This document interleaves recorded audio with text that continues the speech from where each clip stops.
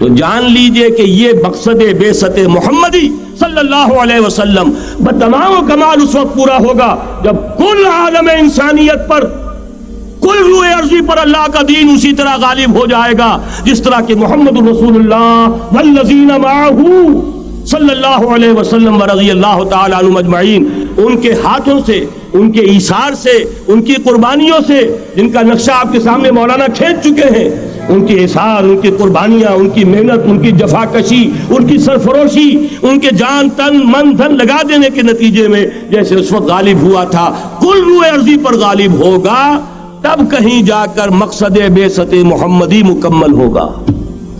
یہی وجہ ہے اقبال نے کہا تھا وقت فرصت ہے کہاں، کام ابھی باقی ہے، نور توحید کا اتمام ابھی باقی ہے۔ لیکن ساتھ ہی خوشخبری بھی دی تھی، یہ چمن معمور ہوگا نغمہ توحید سے، آئے گا وہ دور، یہ چمن معمور ہوگا نغمہ توحید سے، لازماً آ کر رہے گا۔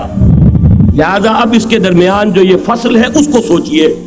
لیکن میں اس سے پہلے ذرا وہ حدیثیں کہ جن میں حضور کی سری پیشن گوئیاں آئی ہیں بڑی تیزی کے ساتھ آپ کو سنا دینا چاہتا ہوں، اور اس کی وجہ کیا ہے۔ یہ زمینی حالات جنہیں میں نے کہا تھا انہیں دیکھیں، ظاہر بات ہے کبوتر کی طرح آنکھیں بند کرنے کا تو فائدہ نہیں، حقیقت کو دیکھنا پڑے گا۔ حقیقت کو دیکھتے ہیں تو دل بیٹھ جاتا ہے، مایوسی کے اندھیارے چھا جاتے ہیں، امید کی کوئی کرن کہیں نظر نہیں آتی۔ کہاں نظر آئے؟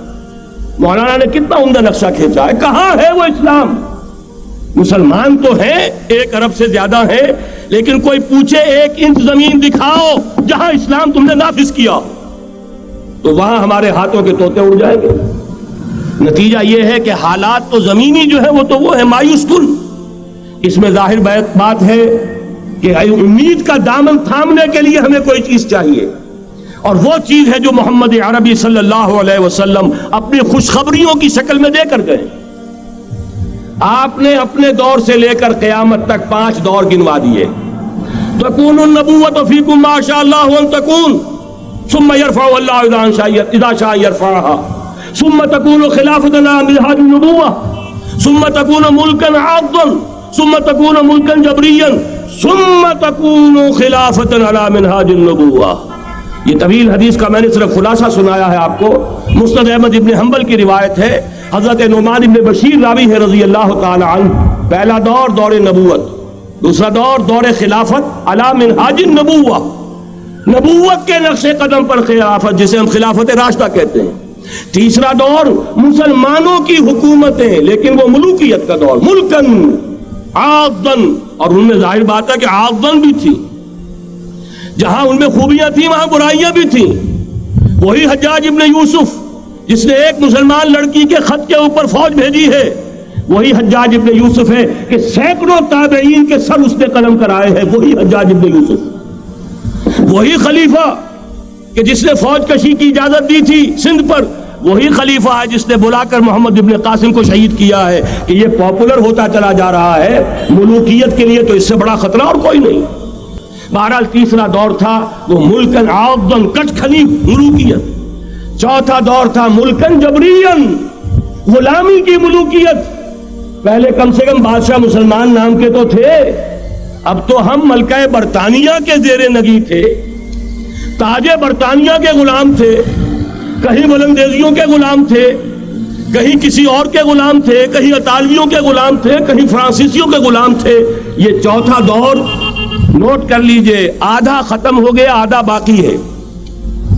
براہ راست غلامی کا دور ختم ہو گیا، لیکن ریموٹ کنٹرول والی انہی کی غلامی اب بھی چل رہی ہے۔ فیصلہ وہی ہے جو مولانا نے کہا، تسبیح یا امریکہ یا امریکہ یا امریکہ۔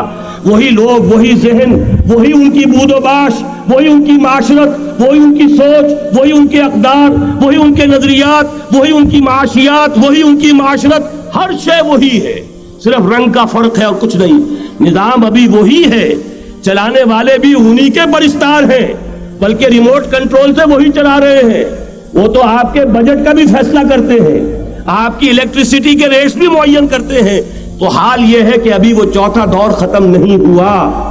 فرق صرف یہ ہے کہ ڈائریکٹ کی بجائے ریموٹ کنٹرول ہے، لیکن حضور کی خوشخبری یہ ہے ثم تکون خلافت علی منہاج النبوہ، پھر ایک دور آئے گا خلافت علی منہاج النبوہ کا. یہ محمد رسول اللہ کی نوید ہے. وہو صادق المصدوق، وہ سچے ہیں، ان کی صداقت پر خود اللہ گواہ ہے. لہذا وہ دور آ کر رہے گا، اس میں کسی بھی بندہ مومن کے لیے کسی شک و شبے کی کوئی گنجائش نہیں. اگلی حدیث اگلی سنیے.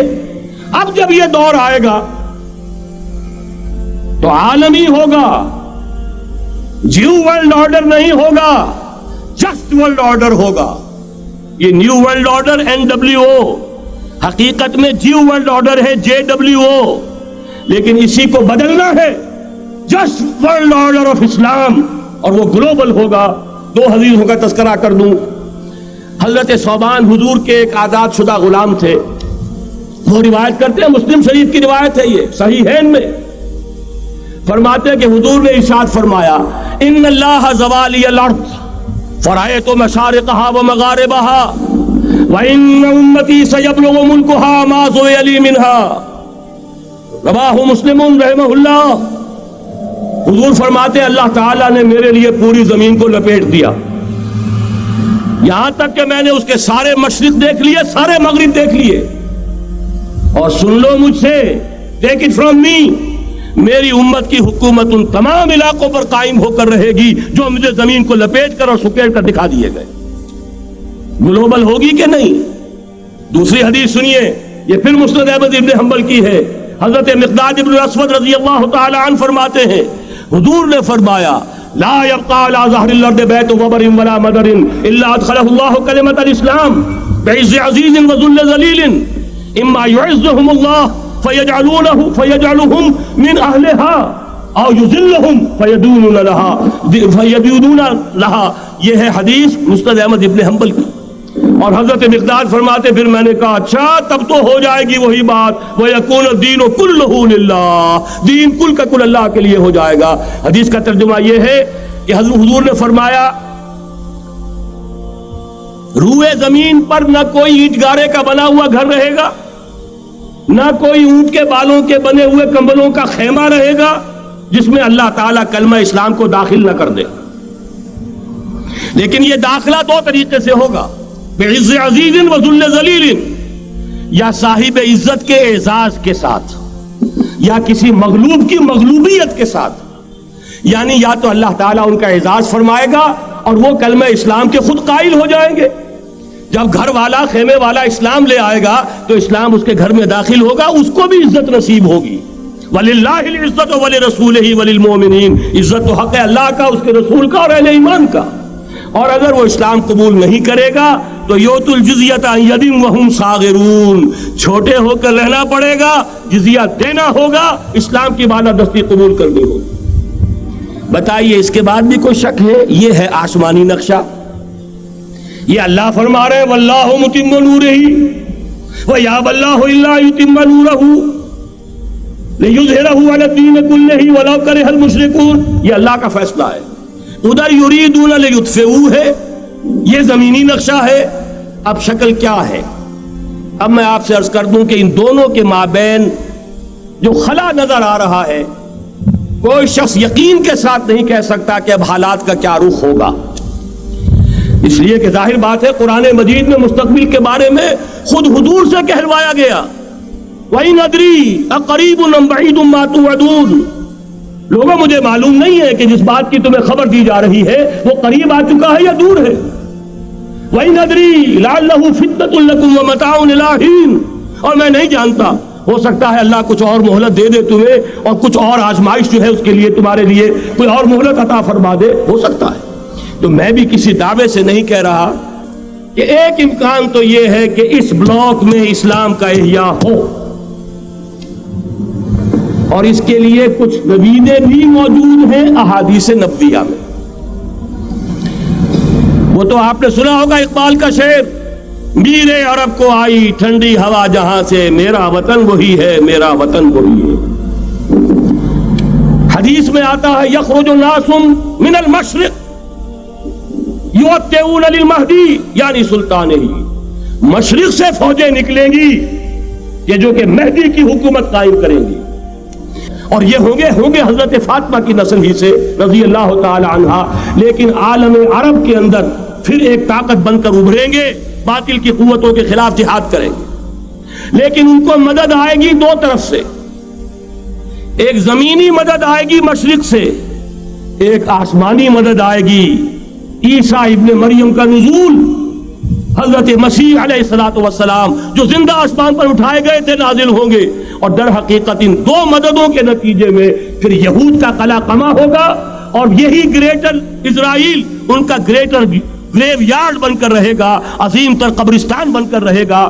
اس کی بڑی واضح حدیثیں موجود ہیں، اس کی بڑی تفصیلی خبریں موجود ہیں، یہ احادیث کی کتب کے اندر، بدقسمتی سے ہماری اس کی طرف توجہ نہیں۔ ایک تو یہ ہو سکتا ہے، اسی طریقے سے ایک اور حدیث ہے، یخرج من خراسان رایات سود، اور یہ مسلم شریف کی روایت ہے، نوٹ کیجئے گا، نہیں ترمذی شریف کی روایت ہے، یخرج من خراسان رایات سود لا يردها شيء حتى تنصب بإيلیا، اور خراسان حضور کے زمانے میں آج کے افغانستان کا نام تھا۔ جتنا خون یہاں پر خلوص کے ساتھ دیا گیا ہے اس کی مقدار بھی کم نہیں ہے، یہاں سے خیر برآمد ہوگا۔